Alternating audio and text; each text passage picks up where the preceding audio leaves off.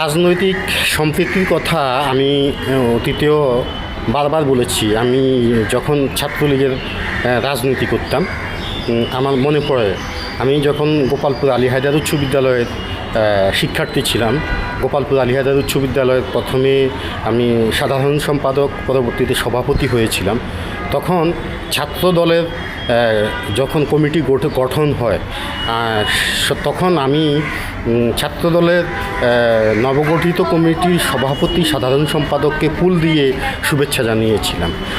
আমি বরাবরই এই রাজনৈতিক সম্প্রীতিতে আমি বিশ্বাসী।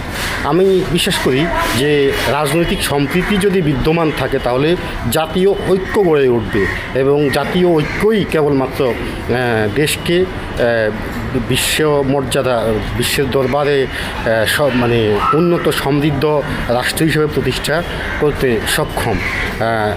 একটি রাষ্ট্র পরিচালনায় একটি শক্তিশালী রাষ্ট্র গড়ে তুলতে হলে একটি অর্থনৈতিক বা প্রযুক্তিগত দিক থেকে একটি শক্তিশালী রাষ্ট্র গড়ে তুলতে রাজনৈতিক স্থিতিশীলতা অত্যন্ত গুরুত্বপূর্ণ। সেই রাজনৈতিক স্থিতিশীলতা তখনই গড়ে উঠবে যখন জাতীয় ঐক্য থাকবে। আর জাতীয় ঐক্যের মূল সূত্রটা হচ্ছে রাজনৈতিক সম্প্রীতি।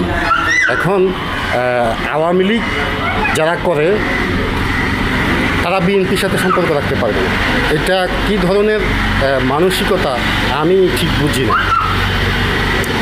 বিএনপি তারেক রহমানের নেতৃত্বে সরকার গঠন করার পর থেকে আমি লক্ষ্য করেছি বিএনপি অনেক সংযত আচরণ করছে। কোথাও কোথাও কিছু বিচ্ছিন্ন উগ্র কর্মী কিছু বিচ্ছিন্ন ঘটনা ঘটিয়ে থাকতে পারেন, কিন্তু বিএনপি সেন্ট্রালি চেষ্টা করে যাচ্ছে দেশে শান্তি শৃঙ্খলা বজায় রাখার জন্য। যদিও আওয়ামী লীগের উপরে নিষেধাজ্ঞা দিয়েছে, এটা এই জন্য আমি আওয়ামী লীগ বিএনপিকে বা তারেক রহমানের নেতৃত্বাধীন সরকারকে আমি অ্যাকচুয়ালি দোষারোপ করতে রাজি না। কারণ রাজনীতির আড়ালে রাজনীতি চলে, রাজনীতির ভেতরে রাজনীতি আছে। কাজেই একতরফা তারেক সরকারকে এই নিষেধাজ্ঞার জন্য দোষারোপ করার কোনো যুক্তি নেই। আমার নোয়াখালী জেলায় যারা আমাদের ইউনিয়নে বিএনপির লোকজন কিছু কিছু ক্ষেত্রে কিছু উগ্র আচরণকারী বাড়াবাড়ি করছে, কিন্তু যারা বিএনপির সাংগঠনিক কর্মকর্তা বা সংগঠক বা নেতৃস্থানীয় পর্যায়ে যারা রয়েছেন তারা সত্যিকার অর্থে কারো কোনো ক্ষতি করেও না, এখনও করছে না।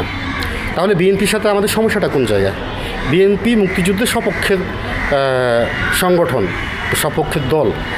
আমি অনেক তর্ক বিতর্ক থাকতে পারে, তবে আপাতত তারা তো দাবি করছে তারা মুক্তিযুদ্ধের সপক্ষের দল। তাদের দাবি মতে জিয়াউর রহমান মুক্তিযুদ্ধে অংশগ্রহণ করেছিল। তাহলে বিএনপি আমাদের তেমন কোনো শত্রু না। বিএনপির সাথে আওয়ামী লীগের সবচেয়ে যে মতবিরোধটা সেটা হচ্ছে যে স্বাধীনতার বিপক্ষ শক্তিটাকে নিয়ে। স্বাধীনতার বিপক্ষ শক্তির সাথে কোনো রাজনৈতিক সম্প্রীতি হতে পারে না। সামাজিক সম্প্রীতি, সামাজিক সম্পর্ক বা পারিবারিক সম্পর্ক আওয়ামী লীগের সাথে হয় না।